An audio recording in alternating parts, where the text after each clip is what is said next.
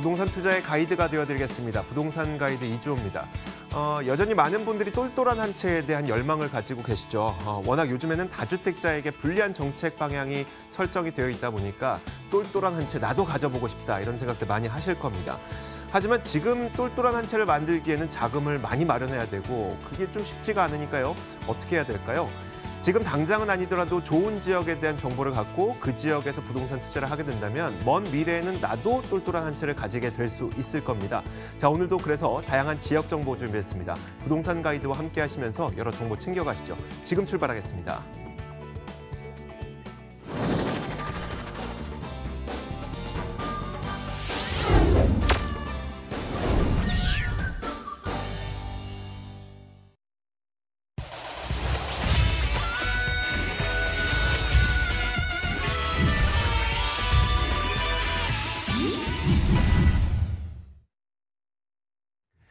네, 첫 번째 코너는 생생부동산 클리닉 시간입니다. 오늘 이분과 함께 이야기를 나눠볼 겁니다. 매번 볼 때마다 정말 잘생겨서 정말 기분 좋은 이분이죠.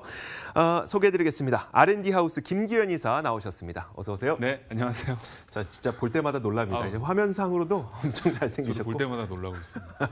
이러려고 했던 건 아니었는데. 반감을 사실 것 같아요. 네. 자, 훈훈하게 한번 시작을 해보도록 하죠. 자, 오늘 방송을 보시면서 궁금한 점을 해결하기 위해서 저희가 전화와 문자 열어놓고 있겠습니다. 전화 이용하고 싶으신 분들께서는 02-2077-6356번 이용하시면 되고요. 문자로 궁금한 점 보내주고 싶으신 분들께서는 013-3366-8290번 이용하시면 되겠습니다. 자, 오늘도 저희가 부동산에 대한 강의를 한번 들어볼 거예요. 과연 어떤 내용이 준비되어 있을지 지금까지도 참 많은 내용들을 저희한테 가르쳐 주셨거든요. 오늘은 네네. 어떤 내용인가요? 자, 이제껏 좀 이론적인 얘기들, 네. 여러 가지 주택 개발이라든가 정부 정책이라든가 이런 것들에 초점을 맞췄다면 오늘은 조금 이제 실무적으로 네. 너무 이제 피로하니까 계속 이제 그 한 방향으로 가게 되면 그래서 여러 가지 방향으로 가는 부분 중에 이제 실무적인 어떻게 이제 투자를 해야 될지에 대한 부분인데요. 바로 이제 오피스텔에 대한 부분. 오피스텔이 사실은 2000년 전까지만 해도 그렇게 네. 각광을 받지 않았는데 네. 어느샌가 이제 2000년 이후부터 그 전후죠. 그때 이후로 이제 1인, 2인 가구가 늘어나면서 여기에 대한 투자처, 특히 이제 상가 같은 경우는 공실 위험이 있단 말이에요. 네. 리스크가 있고 이제 요새는 1층까지 이제 괜찮은데 1층도 사실 이제 공실이 있고 거기다가 이제 2층, 3층 이런 부분에서 정확하게 목적성이 없으면 또는 네. 가시성이라든가 접근성이 부족하면 맞아요. 그런 부분에서 공실 위험 같은 경우는 진짜 지옥을 맛보는 느낌이거든요. 맞아요. 잠이 안 네. 와요. 네. 저도 이제 그런 경험이 있었지만 그래서 굉장히 신중하게 이제 접근을 해야 되는데 특히 이제 그런 대안책으로 오피스텔이 이제 각광을 받고 있죠. 특히나 1, 2인 가구가 많이 늘고 특히 오피스텔 같은 경우는 상가에 비해서 공실 위험도 적고 네. 그리고 소액 투자로 가능하기 때문에 그런 부분에서 이제 각광을 받는데 그럼에도 불구하고 여러 가지 이제 장단점이라든가 또는 유의사항을 꼼꼼히 살펴보셔야지 네. 절대 실패하지 않는다라고 이제 말씀을 드릴 수가 있겠습니다. 사실 많은 분들이 네. 하다 보니까 우리가 내 친구도 하는데 나도 해봐야지라고 하면서 제대로 된 정보가 없이 주의할 점 생각하지 않고 투자하시는 분들도 꽤 많이 있는 것 같아서요. 오늘 장단점을 확실히 한번 짚어주시는 게 좋을 것 같네요. 네, 맞습니다. 친구 따라 오피스텔 산다라는 그 얘기가 있듯이 조심해야 되지 않을까라는 네. 생각이 들고요.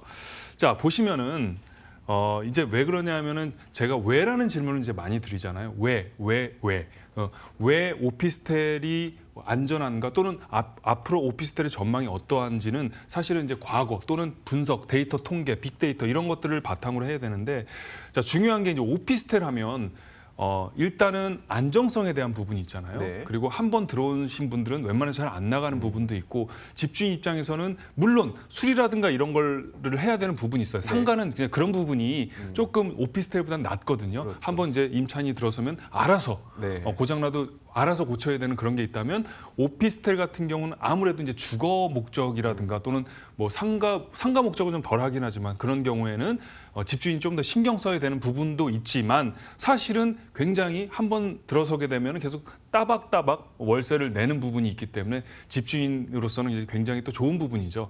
자, 그런데 이제 그런 부분에서 1, 2인 가구가 전체적으로 지금 늘어나는 건 누구나 다 알고 있단 말이에요. 그런데 어떻게 늘고 있나를 꼼꼼히 살펴보셔야 되는데 현재 우리나라 인구가 어느 정도죠? 5천만. 그렇죠. 정도요? 5천만이 네. 조금 이제 넘어서고 있는데 사실 인구 감소가 지금 살짝 일어나려고 하는 시점이지 네. 아직까지 일어나는 건 아니고요. 자, 그런데 중요한 거는 계속 이제 말씀드리지만 인구수가 준다고 해서 가구수가 주는 건 아니란 말이에요. 네. 왜냐하면 가구수라는 게 1인 가구가 그러니까 4인 가구 지금의 어떤 전통적인 관념에서는 4인 가구, 3인 가구를 얘기하는데 거기서 결혼 안 하는 친구들 네. 제 주변에도 아직까지 좀 많은데 결혼 안 하는 친구들이라든가 아니면은 뭐 이혼한 친구들이라든가 뭐 여러 가지 이제 뭐 유형들이 있단 말이에요. 네네. 그런 부분에서 1인 가구 계속 이제 늘어나는 추세고 예전에는 220만 한 15.5%였다면 2000년도예요 이때가. 네. 지금 그러면서 이제 2010년도를 거쳐갖고 지금은 520만 가구 한 2배가 늘었죠. 220에서 520이니까 2배 이상이 늘었네요. 27.2%까지 2015년이에요. 그럼 2018년, 19년이니까 더 늘었단 말이에요. 이게 네. 이런 부분으로 이제 그래프를 보시면 마치 서울 아파트 시세처럼 이렇게 25%의 쭉 상향 곡선을 지니고 있다라는 게 눈여겨봐야 된다는 거죠. 그러면 과거는 데이터는 거짓말하지 않지 않습니까? 네. 앞으로 예상을 해본다면 이게 이렇게 떨어지지는 않을 거예요. 네. 앞으로도 계속 이렇게 올라가는 추세일 것이다라고 예측을 할 수가 있겠죠. 자, 이제 더 중요한 거는 20대 미만이 점차적으로 예전에는 좀 적었었는데 뭐 30대, 40대, 50대뿐만이 아니고 20대에서도 굉장히 많이 늘고 있다는 것도 눈여겨보시면 좋고요. 우리가 1인 가구라고 하면은 항상 이제 젊은 친구들이 오피스텔 나와서 사는 걸 생각할 텐데 네네. 실제로 가장 많은 비중을 차지하는 게 60대 여성분들이라고 맞습니다. 합니다. 그러니까 네. 나이 들어서 이제 혼자 되신 홀로 되신 분들이 또 사시는 분들도 굉장히 네네. 많이 있다는 것도 그렇죠. 알고 계시면 좋을 것 같고. 네, 맞습니다. 그 뭐 여러 가지 원인인데 사실 뭐 슬픈 원인들도 네네. 많죠. 거기 안에서는. 자, 보면은 이제 2045년 이제 예측을 하자면 앞으로 그 곡선에 따르면 1인 가구가 70%까지 아까 보면은 뭐 15%에서 25%였는데 이제 45년 지금이 20년이니까 한 26년, 19년이니까 그 정도 남았네요. 그렇게까지 데이터 상으로 이렇게 늘 예정이다라고 이제 보시면 되고요. 보시면 2017년과 2045년을 이제 비교를 할 거예요. 그러면 1인 가구가 30% 정도, 28%에서 36.3%로 늘고요.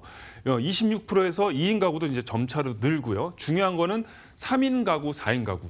예전에는 더 이제 많은 가구가 있었지만 지금의 이제 32평, 25평 이렇게 기준으로 봤을 때는 보통 이제 3, 4인 가구라고 이제 봤을 때 20%, 22%에서 바로 이제 19% 또는 17%에서 4인 가구 같은 경우는 확연히 줄어드는 그런 형국으로 이어질 예정이다라고 이제 보시는 게 중요한 부분이고요. 자, 4인 가구 같은 경우는 이제 7.4%로 급감한다고 나와 있죠. 점차적으로 정리를 해드리자면 면적 축소라는 게 뭐냐면 오피스텔 같은 경우는 뭐 지분이라든가 이런 걸 보고 하는 게 아니에요. 재건축이라든가 재개발을 보는 게 아니는 단점이 있죠. 왜냐하면은 나중에 재건축 같은 경우는 지분을 보고 이제 투자를 하셔야 되는데 오피스텔은 지분이 보통 뭐 2평, 3평 막 이렇단 말이에요. 네. 그런데 이제 이렇게 질문하시는 분들이 많아요. 그러면 나는 지분이 나중에 20년 후에 30년 후에 결과적으로 지분이 너무 적은데 이게 투자가 가능하냐? 어떻게 생각하십니까? 글쎄요. 네.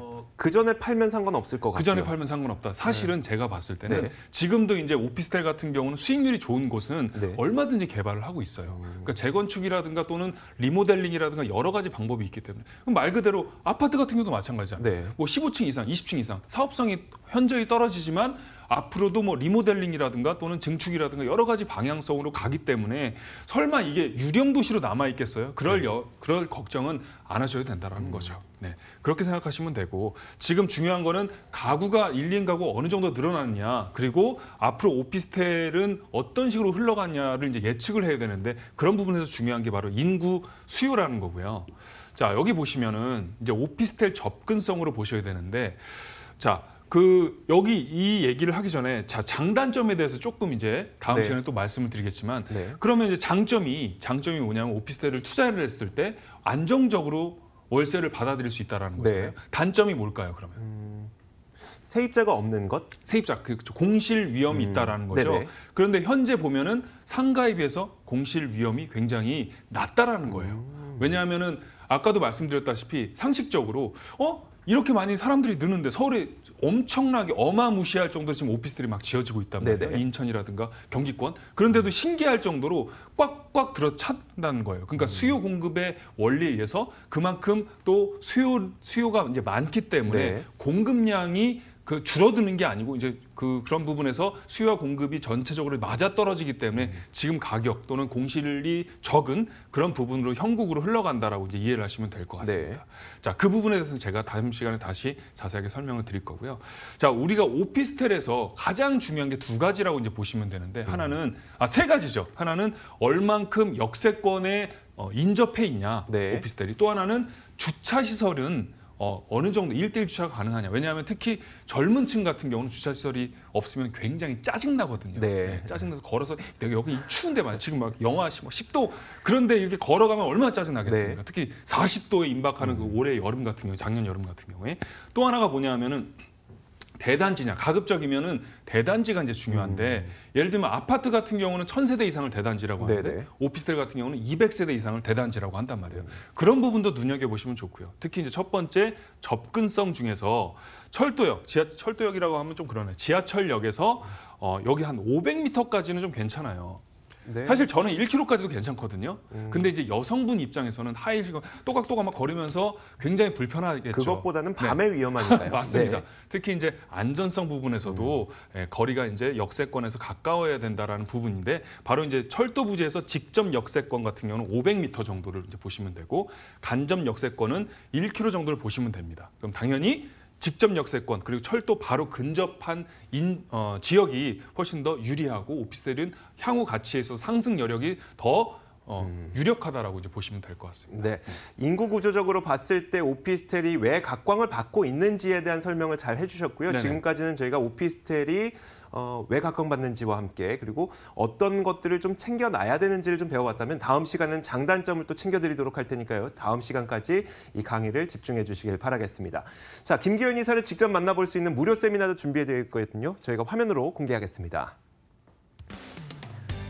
김기현 이사의 무료 세미나입니다. 2019년 시장 흐름에 딱 맞는 투자 물건 분석을 해볼 예정이고요.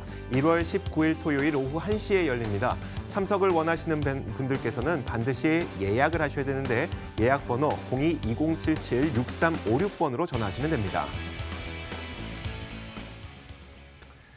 자, 시장 흐름에 맞는 투자 물건 분석이라고 하셨어요. 이거 어떤 내용 말씀해 주실 건가요? 네, 지금 전체적으로 아파트라든가 또는 대형 그런 그 단지 같은 경우는 지금 조정을 받고 있단 네. 말이에요. 부동산 자체에서 약간 사람들이 난 지금 어떻게 해야 되지? 앞으로 어디에 투자해야 되지? 라는 부분에서 이제 새해가 열리지 네. 않았습니까? 그런 부분에서 조금 더 어떤 식으로 계획적으로 지금 이제 시장의 흐름 여러 가지 주식도 안 좋고 그리고 뭐 비트코인도 안 좋고 그런 시장에서 과연 어떤 식으로 나만에 맞는 그런 투자 물건을 분석할 수 있을지에 대해서 설명을 드리도록 하겠습니다. 전화 땡땡 주시기 바랍니다. 네, 알겠습니다. 자, 김기현 이사가 직접 준비한 부동산 정보도 있거든요. 지금부터는 그 내용을 살펴보도록 하겠습니다. 화면으로 공개합니다.